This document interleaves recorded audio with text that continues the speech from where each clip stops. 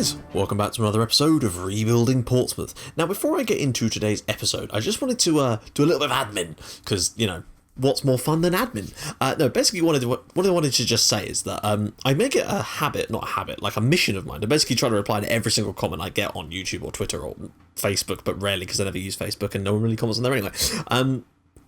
But if I don't respond to your comment on YouTube, the reason is most likely not because I'm being a dick, it's usually because you don't have your Google Plus settings set up to allow people to reply to comments. Sometimes I'll be looking through my comments thing and it's just got a thumbs up or a thumbs down on your comment. There's no reply button. So if I don't reply, that is the reason. Please don't get offended. I would if I could.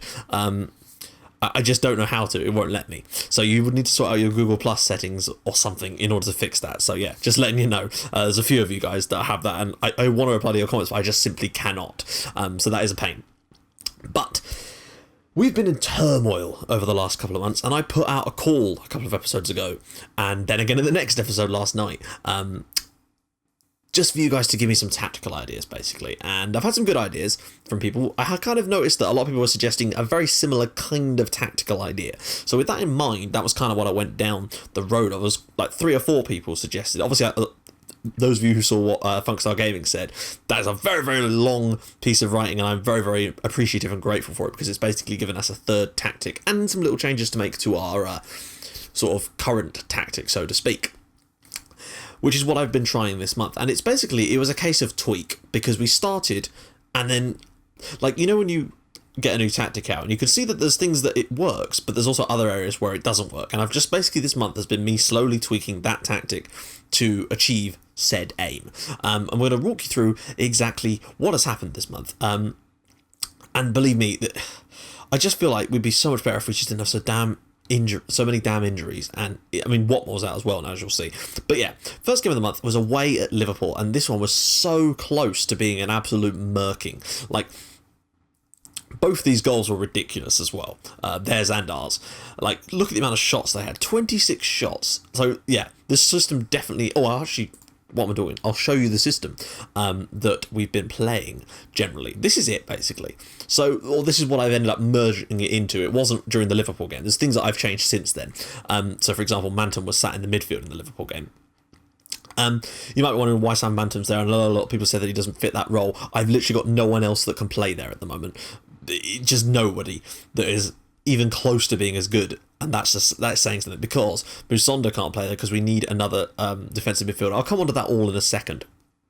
But basically what it is, we've got 2 centre defenders, both on set to defend, 2 fullbacks on support, goalkeeper on defend as always. We've got an anchorman set to defend, a deep line playmaker on support, although generally those two would cross over, I'd have thought. Wingers on support, same as our normal tactic, an advanced playmaker on support, and a complete forward, although I'm still not sure if I want a complete forward or an advanced forward for this particular role. I haven't decided. I might try an advanced forward in today's game, but we'll see. So that is basically the changes we've made, and very, very simple instructions: more direct passing, pass into space, exploit the flanks, push higher up, get stuck in. That is it. We can adjust it more during the game, basically, depending on what happens, and I have been doing that to moderate degrees of success. So yeah, that's basically what we've been doing. Now, I have tried to sign, or rather I have actually signed, another player. I picked him up on the free agents list. Let me just find him.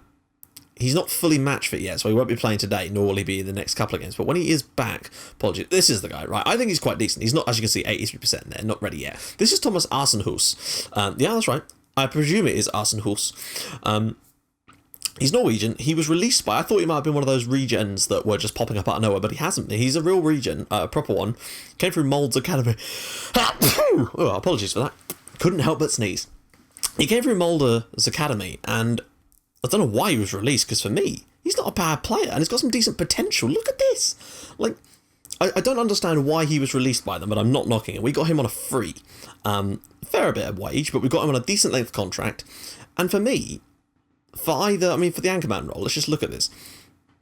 Only his determination is low, but look at that bravery and leadership and heading and marking and passing and tackling. Such a good looking player for me. Just really, really pleased with it. He's even got long shots in his locker. He's got a lot of potential. I mean, almost every single mental stat is above 10 No, he's above 10 basically, and he is still only 21, so there's still room for him to improve, as you could see. So when he's match fit, he will probably be playing alongside Tony Ivancic at the base of our defence, but for the moment he can't play still. He is registered, I think. Yes, he is. And I think he's under the right age anyway, thank God. So yeah, there's him, but we can't do anything with him just yet, so we're still scraping a little bit the bottom of the barrel. Not the bottom of the barrel, but you know what I mean, like with regard to the players we can actually afford to play. Like Watmore we can't play because he's now injured, and Kieran Griffiths is out too. Nick Powell is back but not fully fit yet, so we're getting there. I think once Powell and Griffiths and Watmore, like the team would look a lot better then. Also, there's Millington as well. I don't know why he's... I need to move him into the right squad. So yeah, let's go back to the Liverpool game, so what I was actually talking about. But I just wanted to run you guys through what's kind of been going on with that this month, basically. I did try to sign, on the last day of the transfer window, or in the loan period, a defensive midfielder on loan, but there was just none. Just literally none. If I literally just searched for defensive midfielder and realistic fee-paying loan or loan, nothing came up at all. So we had no choice. I then went and looked at some players that had a bit of potential and were quite good currently, younger players that I could try and loan. Again, none of them would even let me select a loan. Very, very frustrating. So against Liverpool, we were pretty poor. It was the first game I played with this tactic, and as you can see, it was not great. But when you actually look at the match stats, it's not really much better. I mean, they had a lot of chances, and our one clear-cut chance was our goal. And all it was basically was a Charlie Musonda free kick. The ball was horrifically saved by Mignolet. I mean, it was appalling. It was just like Mignolet in real life. It bounced down, and it was just sitting on the goal line, and Mignolet didn't pick it up. And Norman Millington, who'd just come on as a sub at this point, I believe, for, Ali Burrell, put it into the net, and we were 1-0 up at Anfield, and I thought, is this the moment? No, it was not the moment, because Shea Ojo, in the 90th minute, and this was poor as well, because goalkeepers are just broken, like both goalkeepers on this game are awful. I know a few people said you should get a new goalkeeper because he isn't good enough. I agree that we could probably do with a better goalkeeper, but at the same time, no matter what goalkeeper you've got, shit like this always happens. Like, I've seen Neuer and Weidenfeller and Cech and Courtois and just goalkeepers in general make these same mistakes on this game constantly. So I don't think it's to do with the quality of the goalkeeper. I mean, obviously partly is, but I think it's just down to goalkeepers still not being properly working on this game. But basically, it was a header from like the corner of the penalty area practically, and I say it looped into the net because that's what it looked like when I saw it on the 2D. But when I saw it in 3D, the goalkeeper just let it bounce past him. It was really annoying, but it happened, and we got ourselves a draw at Anfield. So I'm not going to knock it too much. Would the win have been better? Yeah. But we got a draw at Anfield, so we can't take too much disheartened from that. Then we found ourselves against bottom place Sunderland. I changed a couple of things around again. Again, I was still playing Mantum in the centre rather than as an attacking player. And the problem I found was that we just weren't able to get enough oomph going forward. So, like we said, one of the things I was told is to have it on play out the back. That only worked. It just didn't work, because the problem is once the defensive midfielders got it, they couldn't pass to anyone, and we just lost the ball continuously. It just wasn't working for us, so I've taken that off. And I'd have thought by having a player like that in the midfield instead of slightly further ahead, it would actually help, but it didn't, because he was never there, and that's down to his positioning possibly, but he just didn't. As you'll notice, I had to play Stevie McLaren in this game because of injuries and fitness levels and all kinds of silly bullshit. But Charlie Musonda's first goal in this game was just great, played in by Norman Millington, and he just slots it home, and it was great to see someone score a one-on-one. Then, of course, Sunderland equalised from a free kick, though. Then Stefan Jovetic, who plays for Sunderland, yeah, that's right, went off injured, although I think we went back in front before that. Musonda again getting in down the wing and crossing it this time for Millington to put into an empty net. Sir Norman Millington, of course. Now, I think we just about shaded it. Like, we had one more shot than them, but one less on target. Same amount of clear cuts, but a couple more half chances, so just barely. And that's against the bottom club, so it was better, but still I could think of some ways that we needed to improve. So bear in mind, I didn't have exploit the flanks on, and I think when I turned it on, that was what really started to make the system work a little bit better. Now, in our next game, things were slightly more comfortable, and you'll see something interesting in this one, and that is that Tony Ivancic, after being at the club for nearly 18 months, has actually scored his first goal for us. And obviously we don't sign him to score goals, so it's not really that much of a big deal, but he did score a goal. Ali Burrell put us in front on 62 minutes. We were definitely the better side in the first half against Burnley, but we couldn't break them down. Thankfully, a free kick thrown into the box by Charlie Musonda was enough to wrap up the game was tapped in by Chonti Ivancic and made it 2-0. And I mean, again, they had some decent chances, but we had we're getting there. That is what I mean. We're actually scoring a few goals without creating too many chances, and we're limiting the amount of goals that other teams are scoring with creating a lot of chances. So I just feel like a couple more players come back, and we might have something a little bit more substantial here. But again, next season we need to stay up to get yet more transfer money so we can just continue to strengthen this squad and just keep building. You know, I'm not expecting some glowing season this year. They always say the second season is going to be difficult, and a lot of people have claimed that they had the same kind of problems. So I think as long as we stay up, then the third year is the year that we can really start to flourish. I'm hoping, provided we don't get another massive deluge of injuries, but only time will tell if that's going to be the case. So, that brings us to today and the Fulham game, and you'll notice that Fulham have actually got some serious problems of their own. 5 players out injured. We think we've got problems. Hyndman, Ayling, Kopo, or Kopp, Walton and Alfredo. I don't know who those last 3 are. I know who Emerson Hyndman and Luke Ayling are, but I think Alfredo is a regen that Fulham have got who's amazing, if I remember correctly. Cashier and Byrne are also suspended. Interesting. Interesting indeed. It is at Craven Cottage, though. But we are still going to play that system and just see what we can come up with in today's game. I'll just show you the squad so you can see who's been doing what this month. Top goal scorer for us, of course, is Ali Burrell with 3. Not scoring a lot of goals at the moment. That's something I'm hoping we can change. Assists-wise, Charlie Musonda still managed to get 5 assists. He's assisted on most of the goals we've scored. Player of the match, we've had a couple now. Musonda and, of course, Ivancic now. Slightly better. Pass rating, Albert Torres Crespo. Bloody hell, that lad can keep the ball. Seriously. Yellow cards. Marcelo's got 3 now, and he's already complaining about not getting enough starts. He's started 6 of the 10 games. I don't know. Red cards, of course, none. Average rating is Nick Powell, although for me it's more like Charlie Musonda because Nick Powell hasn't actually played, really. But don't know if he's fit for today. We'll have to see. Let's go into the match preview. 4-4-2 Fulham are playing. Who are they lining up with? Dembele, De Villa, George Williams, Fada, Rothwell, Matt Ritchie, Tavernier, Ryan Shotton, Bonishwitz, Moore and Husband. A lot of probably regens in that team. But we'll see, right? Let's just do it. Also, we're on structured, you'll notice, and we are on counter-attack. I decided to go with structured because it just worked. I tried it, and I tried it for the Liverpool game, and it kind of worked okay. I turned it off for the Sunderland game, and I was unhappy, so I've turned it back on again. So, yeah, that's what we're doing with regard to those particular stats. I'm just trying to see if there's anything specific I want to change for today's game. I'm pretty confident with it. We'll just do a quick pick, though, to move some stuff around. So Musonda, really? I may have to bring him off, but it might be worth it just to get Musonda in a more comfortable position, frankly. And it saves having to play Sam Mantum there. Like, Asenhus may well have to go off, but I think I'd rather do that than... At least the team looks stronger this way. That's a couple of decent players that we've got there. Is Norman Millington... Where is Norman Millington? Like, seriously, why is he not even available for the bench?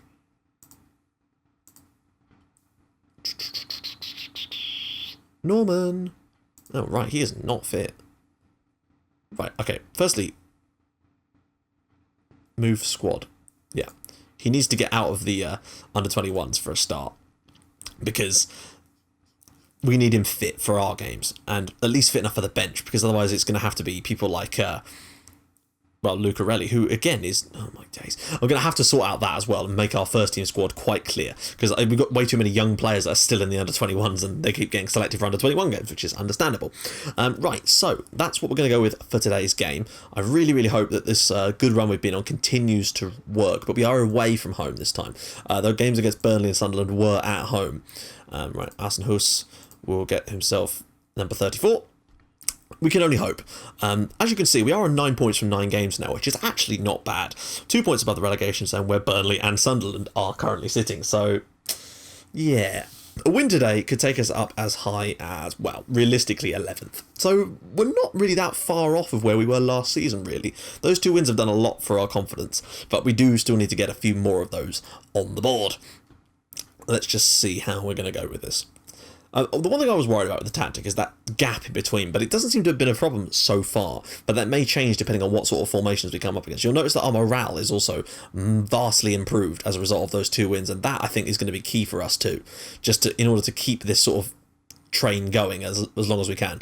Hopefully Asenhus doesn't get clattered or something in today's game, we may have to bring him off, of course, but then I can shuffle stuff around. I'd rather just get a little bit of time out of him and get a little bit of time out of Musonda in the position he's actually comfortable in, basically, you know.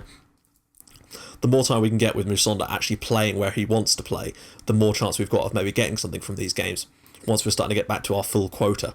So yeah, we tend to concede a lot of possession. We get a lot of stuff from set pieces with this tactic. McAvoy, Burrell, will he shoot? He does shoot, and it is 1-0 to Portsmouth at Craven Cottage. Ali Burrell with his 4th goal of the season. He's not certainly scoring the way that Jerome Sinclair was for us, but the fact is, he's still reliable for a goal or two. He and Millington have kind of been sharing the load a little bit more this season. Now, at first, I think this tactic is going to rely on us scoring, utilising our set pieces and stopping other teams scoring from said set pieces as well. But we can still score from open play, of course, but set pieces are going to be hugely important for us. It's wonderful work from Burrell. What a strike. Oh, you can see the potential oozing out of some of these players, and you just think they're going to be good in a year or two. And we want to get them to that point with us, basically. I mean, Ali Burrell has just signed a new contract, and he has a £51 million release clause in it. So, yeah, that sort of shows you how highly his agent rates him, and the club themselves, of course. But I didn't negotiate that in. He wanted the £51 million release clause, and that is a lot of money. So if someone was willing to pay that for him right now, bear in mind we bought him for like £4 million. I'd let them have him for 51 million. I'm sorry, I just would. Arsenhuis. McAvoy is a little ball around the corner there if you can find it. No, back to Musonda. Musonda, back to Ivancic. The problems with Arsenhuis, they look a bit more... Oh, that's poor. Win their header, that's better. They look a little bit more composed on the ball in these sort of higher up the pitch areas than when we were playing players out of position there. It's Taylor now. Can he swish this across the box? Ball all the way across. It's Wallace! Oh, that's off the bar, I think. Pompey have started this game very, very strongly here at Craven Cottage, and you can see that we're definitely looking like the better side now.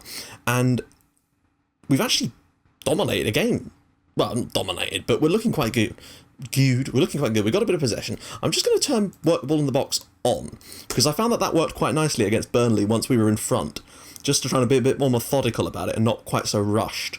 Since we're already enjoying quite decent possession, this should in theory only add to that. But of course, if it doesn't look like it's going to work, then we will, of course, tone it down a little bit. Is Fada in the midfield. Williams for Fulham, back to Husband. And scoring against us is going to be one of those things that we need to make as difficult as possible. And that is the main way this system is going to work for us. You know, get the odd goal here and there. We won't be the most high-scoring team. Certainly not like we were last season. But as long as we're good defensively for the rest of this year, I can see us comfortably staying up and doing what we need to do. Oh, well done. Well done. Good stuff, and Bachmann makes the save, and that is the key thing. You're getting to half-time at 1-0. Also, I've got my goalkeeper set to distribute the ball to our deep-line playmaker. That way we can start picking passes. Now, it sort of contradicts the long ball attack, but it means we don't automatically lose the ball practically from goal kicks, basically. So that's what I'm tempted to what I've been trying, and it seems to be okay. That's why the goalkeeper rolled the ball out to Arsenhuis, who is the designated player for that role. He is looking a little bit worse for wear already, and I'm tempted to bring him off now because I don't want him to be low on fitness and get injured in the second half, but it's been a good experiment seeing him play in there, basically. What I am tempted to do is, I've noticed that Sam Manton isn't even on the bench. That was a mistake. Okay, we're going to bring Nick Powell in. He's not perfect, but he's still slightly better fitness-wise. You know, it's as if he's played the first half, basically, although he's slightly fairer than some of the others. So that's what we're going to go with for now. As for instructions-wise, is there anything I could really do with changing? I might just turn push higher up off, because Fulham, for that one good chance in that first half, they did get in behind, albeit when our back four was quite close to goal. But if we can just drop back another touch, then it might be enough to stop them from getting in. They've really flown at us in this second half so far. Look at this. From nowhere, all of these shots have just cannoned into us, and they seem to have stopped all of a sudden. I don't know where they all came from. Ritchie with the ball in for Fulham, and Davila, and we haven't cleared the danger yet. That was a big chance for Fulham. Ball in again, and Davila, and again it's cleared. Right, okay. Moussa Dembele, yes, we know he's finding lots of space. I'm going to use tighter marking, and I'm going to continue pushing higher up. We're going to turn that off as well, because they're going to come at us a little bit more now.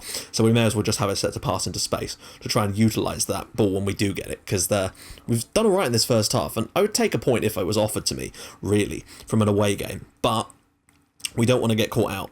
Get in there and win that ball off Bailey. Don't let him get the ball. Come on, there we go. Wallace wins it. Those extra players in there really do make a difference, but it's just when we get the ball here that Powell needs to be getting forward quicker than that, and I do have him set to get further forward, so there's no excuse for him not doing it. Here we go, Powell. Over the top for Burrell, but he's not going to be able to dribble past these guys, I wouldn't have thought. But he could drop it off for Jed Wallace. Nope, drops it all the way back for Powell, and that's Musonda. In for Burrell here. Oh, well won. Wallace! Oh my god, is he offside? Please don't be offside, Jed. Go on, be onside. Yes! Fulham 0, Portsmouth 2. And this is going to be 3 straight league wins. And only 1 goal conceded in those 3 games. So it might have been a bit of a shaky start for this system. But at the moment, if we can win this game, it's a lovely awareness from Ali Burrell to drop this around the corner. What is that Fulham player on the left-hand side doing? He's basically played Jed Wallace in there. Well, not played him in, but played him on the side. 28 minutes left here at the Cottage. And I'm just going to hold off a little bit longer than usual for my first substitution, just to sort of 70 minutes, since we have already made one. Sorry, my first substitution, you know what I mean, for my next substitution until about now. Right, who's looking knackered and we can actually get off? The problem is with people like Torres Crespo, we don't actually have a recognised midfielder in the team, like the spot, so it's really difficult to know where to put him, but I do like to keep him on the pitch.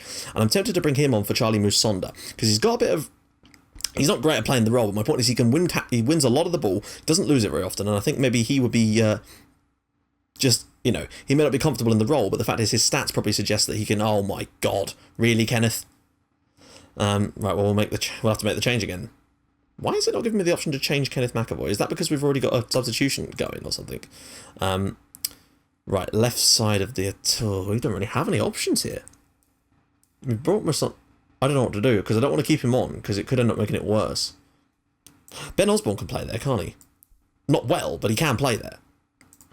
I think I've played him there 1 time before. Not from the start, but I think we did it when there was issues with games and stuff. But yeah, we've not been better than Fulham today, but the point is we've stopped them from scoring, and we've scored twice on our own. Oh, here we go. Corner, surely not a 3rd goal for Pompey. That would be absurd. Burrell. Oh, well won. Oh, Osborne. Oh, on the line. Torres Crespo, 3-0 to Portsmouth. This is absurd. We're basically doing to other teams now what other teams have been doing to me. You know the Norwich game where we were pretty much even on chances and yet we lost the game 4-0 and had that game against Everton last season. We've now got a system that allows us to do that to other teams, basically. Nice little bit of poaching there from Torres Crespo. Gets himself, and that's going to improve his match rating just for scoring the goal, so well done him. I'm quite content to just stick with the tactic we've got going at the moment, although keeping the clean sheet would be nice. I think we're probably capable of doing that just the way we are at the moment. A 3-0 win away at Fulham. That's probably the best result of the season for us. Or maybe not. Maybe it's going to be 3-1. Come on, guys. Be a bit stronger. Oh, somebody go out to him. There you go. Well done, Dominic. Oh, up to Ali Burrell. And no, 1. Fulham are pushing at us again. But at the moment, they're not very... Oh, again. Like, Veresh is through there. We've got 6 players in the defensive zone. And they just let him run in behind. I don't like that at all. Considering that's what the anchorman's supposed to do. And that is Ivancic, remember. Not... Torres Crespo, so he should know what he's doing by now. But it's certainly given him more time in games and given him more game time to improve, and if he doesn't get injured, I think if Ivancic can stay fit for the rest of the season, he's going to really come on leaps and bounds this year. And if Ali Burrell can stay fit as well, and Millington, those are the kind of key players for us, I think. And even Assenhuis. You know, if those two have a good season, by next year we could have a really solid pair of defensive midfielders in our team. This is still going on. Not that it's still going on. The highlight seems to have gone on for ages. I don't know whether we've actually seen the thing that was supposed to be highlighted or whether it's still coming. This is what I mean, this gap. Ivancic should be tracking him more than he is, really. I'd like to see him sit a little deeper, if anything, but I don't want to change that now, really. It's a bit late. That's a great tackle from Ivancic. That is what I mean about Tony Ivancic. He can do it. And, oh, well played. Nice pass to Wallace. And that is it. Fulham 0, Portsmouth 3. And... on another day, that game could have been a draw. Or we even could have lost, maybe not lost. I would have been pissed if it had lost it. But in the same way that Fulham are pissed, probably, because they've just lost it. So there we go. We got to 11th in the table now with 12 points. 12 points from 10 games. I'm pretty certain at this stage last season we didn't have that many more points than this. It's just the order in which they have been accumulated that seems to be different. So we've come through this month, actually, with 10 points. I'm pretty pleased with that. 10 points from 4 games. I said there were some winnable ones. There were, and I think with this sort of tactic now, we should be a little bit more comfortable with our overall performances. It's just going to be one of those things to see if we can sort of drag back the season. But a few more results like that, stopping conceding so many, I think should be lovely. Lovely old job. Right. let's see what we're going to be doing in the next episode. We have got in November just the 3 games: Spurs, Huddersfield and Forest. So Spurs at home, we won that last year, you never know, and we won it playing a very defensive style, so again, you never know. Huddersfield at home, we need a result there really, and Forest away, there's every chance we could win a couple of those games too and really get ourselves motoring back up the league again. Hey, who knows, we could even win all 3 of them and find ourselves in a completely alien position of the top half again. And suddenly, what were we worrying about, lads? What were we worrying about? And I saw some people saying, oh, you might get relegated. Well, no. Like, we lost a couple of games and had a poor start, in the same way that last year we had an amazing start and a load of people were talking about us getting Europe. Calm down, you know? Let's see what happens. But we're doing okay, and the players are developing. We've not had any more injuries today, so that's good. Powell is back now, will be fully fit. Olsenhus will have some more time to get fit.